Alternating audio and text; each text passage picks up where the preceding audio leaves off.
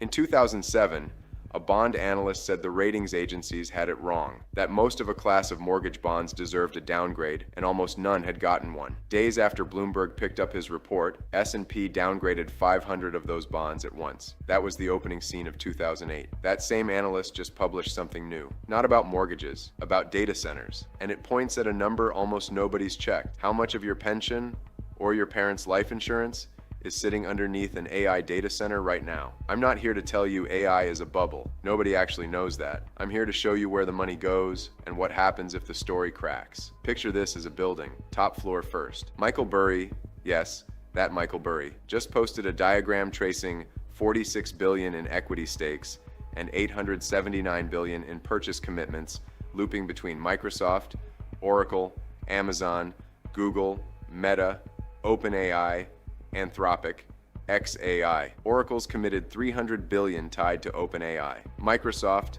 250 billion. OpenAI committed 90 billion to AMD and took a stake in Nvidia. And Nvidia is reportedly considering guaranteeing 250 billion in financing for an OpenAI data center, while also weighing financing OpenAI's $350 billion purchase of Nvidia's own chips. Nvidia backing the loan for the customer to buy Nvidia's own chips. That floor is loud, it's public, and it gets repriced every day. Nvidia's stock dropped 4% the hour this broke. Scary, but visible. 2 floors down is the one with no windows. Meet Denise, 61, retired teacher, modest pension, never bought an AI stock in her life, but her pension fund almost certainly holds alternatives, private credit, infrastructure debt, because plain bonds haven't paid enough in years. Here's how it moves. A hyperscaler like Meta doesn't want a data center on its own books, so it spins off a separate entity to own it. A private credit firm takes majority control. That entity borrows the construction money privately from asset managers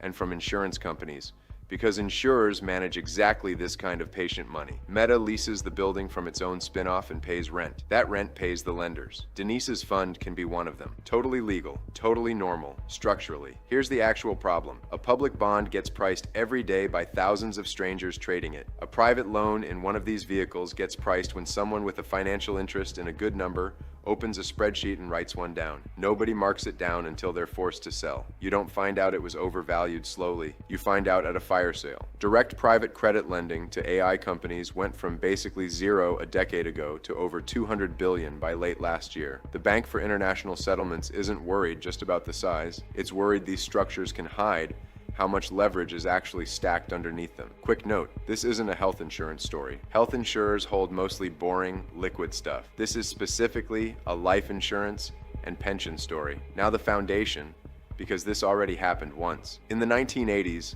a California insurer called Executive Life held 15% of its assets in junk bonds. Good yield, small slice. Nobody forced it to grow. It just did, year after year, because the safe stuff wasn't paying enough. By 1990, 65%, 2/3 of the whole company. April 1991, regulators seized it. A widow named Alma Margoshian had tried pulling her $25,000 annuity out that January. The company spent a week talking her out of it. She put the money back. 3 weeks later, she read in the paper that the state had frozen everything. 300,000 policyholders got caught. Guarantee funds covered some of it, capped and funded only after the fact by billing other insurers, not by any pre-built reserve like the FDIC has. Same shape, different decade. A small, high-yield slice quietly becoming the majority of the balance sheet. Not from panic, just because the yield was better and nothing had broken yet. So here's the actual load-bearing wall. These bonds are priced like 20-year real estate, but the value inside them is chips, and chips don't last 20 years. Nvidia ships a new architecture roughly every 18 months.